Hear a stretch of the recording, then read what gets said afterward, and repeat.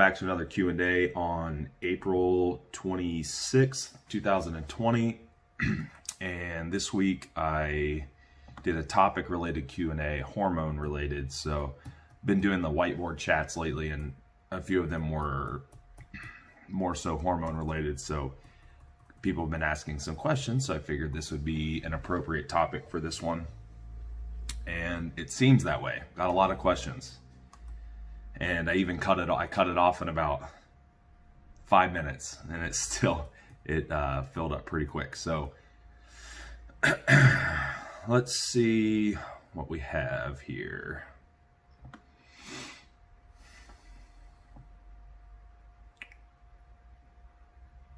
All right, high DHEA-S without any other increases in male hormones, insulin sensitivity and difficulty dropping pounds, how to correct. I'm assuming they probably mean insulin resistance. This is a female, so they said, and I've asked a follow-up question asking what other hormones they check. They check for Hashimoto's, cortisol levels, TSH, testosterone, hydroxyprogesterone, lots of blood drawn. So in a situation like this, supposedly isolated high DHEA-S, DHEA-S being DHEA sulfate. Yeah, that's going to be a sign of hyperandrogenism. So if any of you watched the video that I did last week, I think it was the last whiteboard video that I did, that was the topic. And this can be, the thing with hyperandrogenism is it doesn't necessarily manifest in just high testosterone levels. It can be different androgens, and some of them aren't commonly checked on blood work. And so even if this person has normal testosterone levels and normal progesterone levels, because lower progesterone would be common with PCOS, right? And higher testosterone would be common with PCOS. Cortisol, so people with really abnormal DHEA levels may have chronic stress, and you may see that manifest in the cortisol levels, but not necessarily. So if they check cortisol levels, let's say this was fasted lab work. I'm not sure if it was, but it was, the labs were drawn in a time frame, right? In a window, right? So if they drew them at 9 a.m., you're seeing what they look like at 9 a.m. The problem is that's not really reflective of, especially cortisol levels, since they vary a lot. For someone like this, I would definitely be doing something like the Dutch test or a 4-point test at least to check throughout the day to see what cortisol patterns are and what, secretion of hormones look like throughout the day. Now, even if this person has normal testosterone levels and they have high DHEA-S, they may also have high DHT. They could have high androstenedione.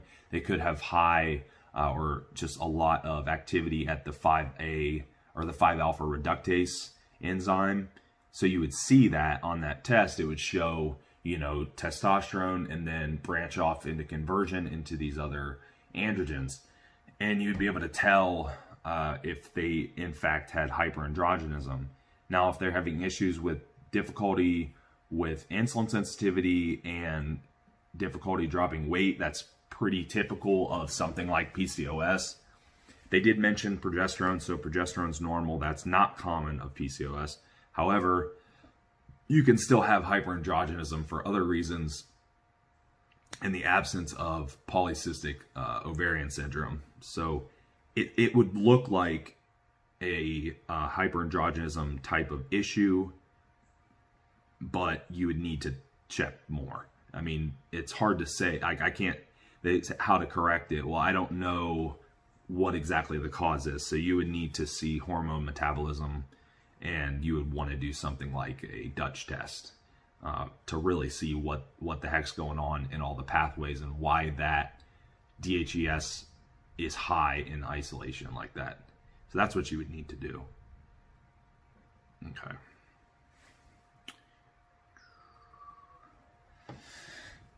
When accounting for weekly caloric intake, is there any hormonal or metabolic advantage on how one reaches that? For instance, eating in a deficit for 6 days and then a massive surplus on a single day versus eating in a constant caloric amount on a daily basis, assuming the weekly caloric balance is equal. And they're asking specifically for, I asked in what context deficit or surplus, what are they trying to achieve? And they said, fat loss is the objective. So, yes, yeah, you can achieve weekly. If you're looking at it as a weekly total or a weekly caloric balance, then yeah, I mean, you can eat in a deficit for 6 days and then have a surplus and still be in a deficit for the week as a whole, right? As long as you balance the calories. Now, they're asking about hormonal or metabolic advantage.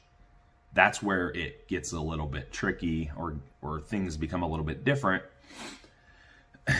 Initially, in a deficit, assuming someone has normal hormone and metabolic function, I mean, it's probably not going to matter that much. Now, when you start getting a little deeper into it, someone's being a little more resistant to weight loss and fat loss, you're having some metabolic adaptation and hormonal adaptation, then refeeding or eating in a deficit and then having periods of refeeding is going to be beneficial for thyroid hormone, for thyroid hormone conversion, T4 to T3, for leptin levels.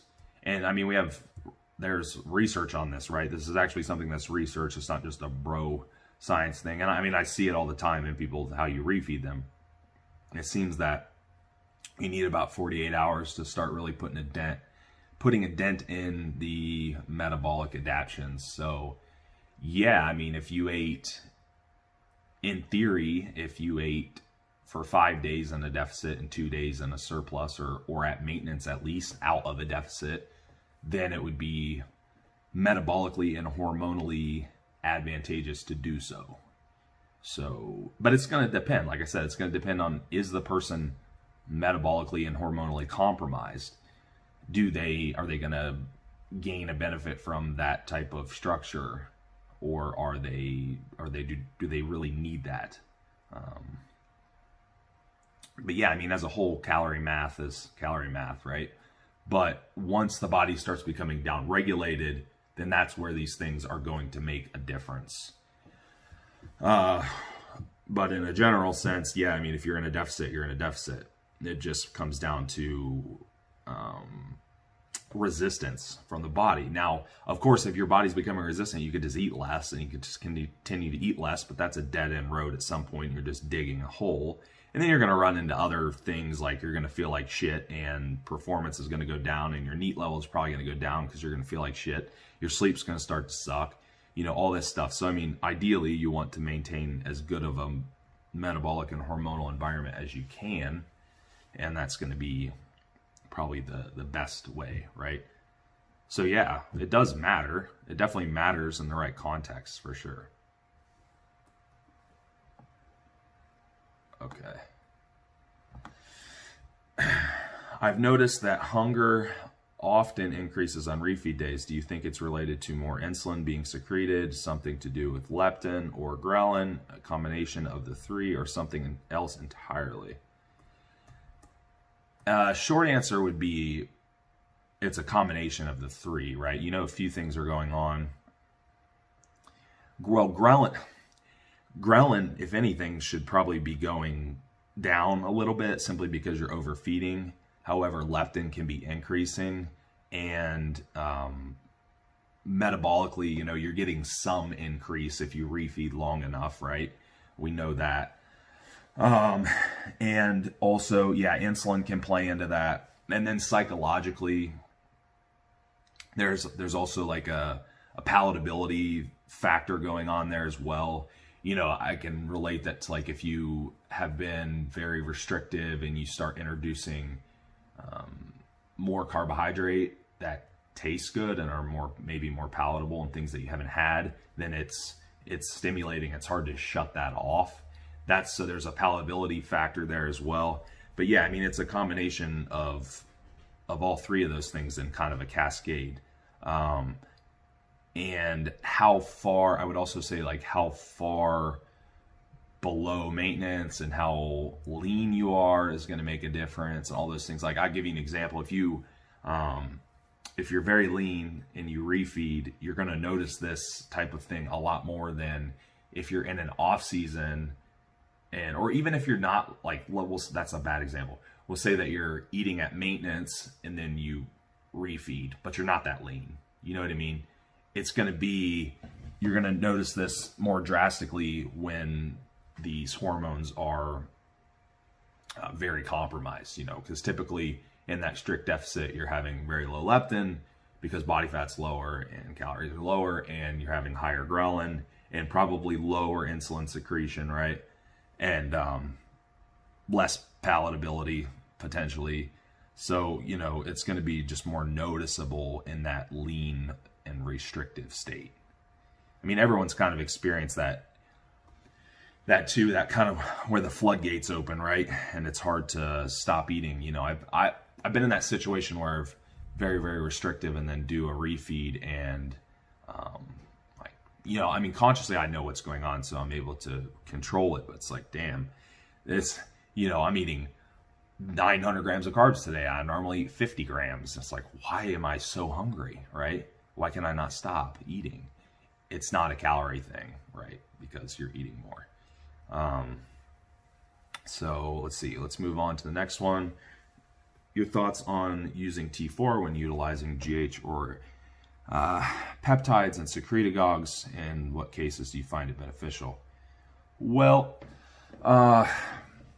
so I've seen lab work on this, and initially it seems like there might be some, depending on dosage, might be some downregulation in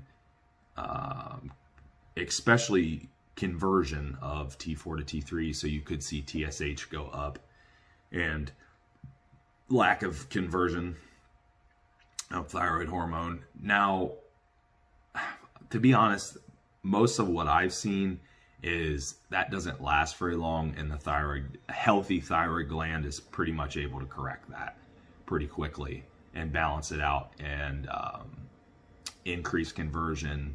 And then once that happens, then the TSH will drop some because there's less need for signaling, because conversions, you know, T3 is fine. So does it need to be used? Probably not. I mean, I haven't seen it directly outside of like the short term. Anyone long term, it seems to correct itself. You'd have to have blood work to know for sure if it's even going to be beneficial or not. You know, you'd need to know what your baseline T4 is, and if you see a drastic drop in T4 or T3, then you would know. But it would, without that, it's, you know, it's a crapshoot. And like I said, I haven't really seen that on lab work in the long run. All right, if you eat animal thyroid, do you get more thyroxine? Yeah, I mean, hypothetically, like if you eat, so if you look at like glandular supplements, there's different types, right? There could be thyroid, there's adrenal, there's pancreas. I mean, there's all kinds of them.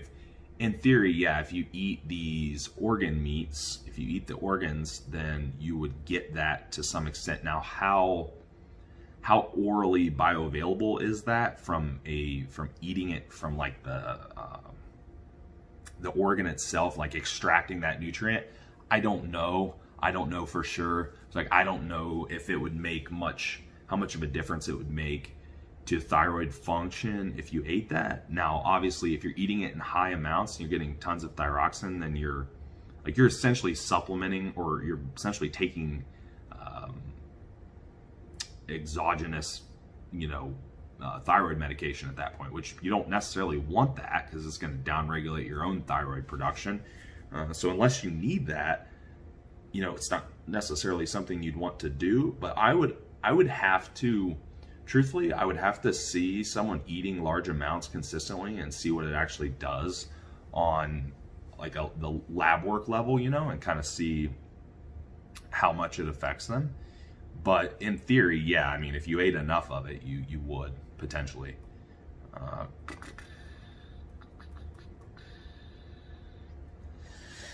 All right, best way to implement insulin, long acting with short layered in, or how would you progress and why? Growth hormone included. Okay. Well, first I'd go check out the insulin episode that we did on the OPD podcast. We covered all this, like, in a lot of depth. I'm going to give you less depth here because we literally talked about it for like an hour plus. And and we laid out different scenarios and everything. But in a nutshell, yeah, so a long acting is pretty convenient, right? You know, you could use that to control things and just work with that. Now, if you see that fasting and postprandial are pretty controlled, you're probably fine with the long acting. If you start seeing a big gap between, like, let's say the postprandial is very high and the fasting is pretty normal, then you might need the short acting in there as a mealtime insulin, right? Because your pancreas is, pancreas is very important for the mealtime, for secreting insulin on the spot, right? On the spot secretion, bring that glucose back down after the meal. And that's where the short acting would come in. So yeah, you could do long and then layer in short as needed. You could start with the long and then layer in the short if you even needed it. I mean, again, it's going to be kind of dependent on the person and their pancreatic function, how big their meals are. Also, like, meal composition is going to matter if you're eating huge carbohydrate meals and then like low carbohydrate meals at other times of the day, like a more aggressive nutrient timing type of approach. Then you're probably going to want the short layered in there. If not, if it's pretty constant, you're probably gonna be fine with the long acting, a basal, right? Now, basals have, like Atlantis, for example, has higher IGF binding affinity. On paper, it does. So, that might be more advantageous. And it's really about what you need to control blood glucose. That's what it really boils down to. And that's gonna boil down to personal, insulin sensitivity, intake, meal composition, and all of those things. So yeah, I mean, if you can, just as long as you're controlling blood glucose, that's the main thing. But yeah, I would go back and listen to that episode, and we go over all of that stuff in a lot more depth. Okay, 2 more. What are some factors to monitor with a male starting TRT to address low T, also in conjunction with HCG, goals of muscle gain with minimal fat storage? I mean, the biggest thing to monitor would just be making sure you dial in the dose, right? Making sure that your dose is in the right spot, that you have high normal-ish T levels. I mean, once you get there, the dose shouldn't really change much. I mean, like, I was prescribed TRT in 2012, I think. 2012. My dose has not changed at all, and my levels stay pretty much the same. So, you don't really need to, it's not going to take a lot of adjustment. It might, but once you get it, it's pretty easy to dial in. HCG, that's a personal preference. I mean, it'll increase luteinizing hormone, but it's going to desensitize the Leydig cells. So if you stop it, you might have an issue. Honestly, I don't, unless somebody's, it's one of those things where if it's for fertility purposes, it seems like HCG and HMG are kind of the gold standard at this point, and they don't necessarily need to be used all the time. They could just be used when needed. So when someone wants to conceive, because it'll still work, even if you don't use it all the time and then you use it for, let's say, like 2 months or something, or a month, it's still going to work.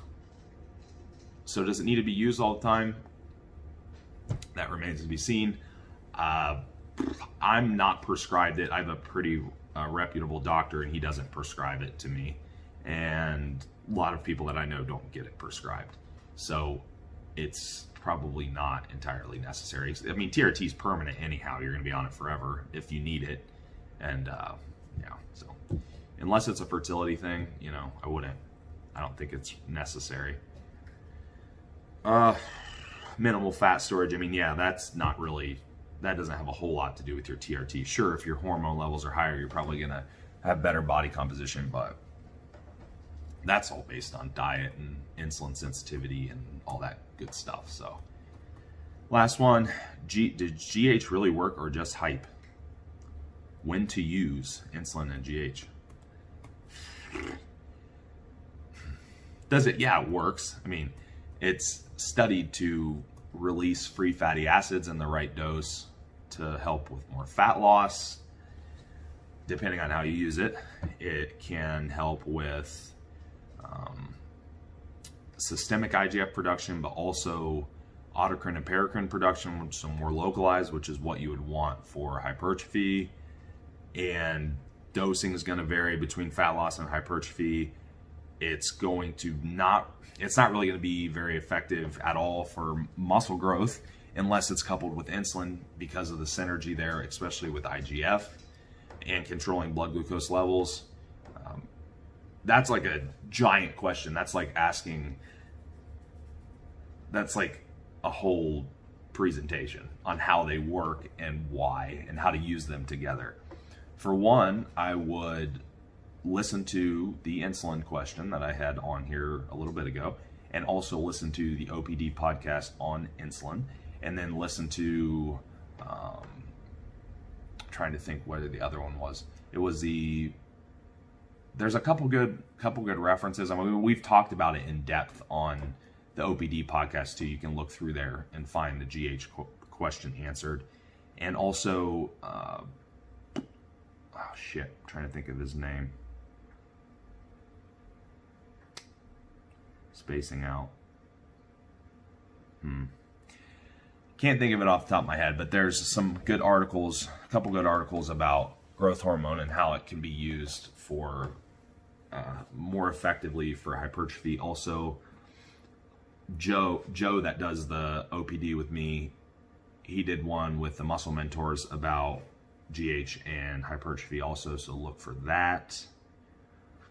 Damn, it's gonna bother me. Try to find this guy's name. Why? I don't know why I'm blanking out so much. I don't know. Anywho, let's see.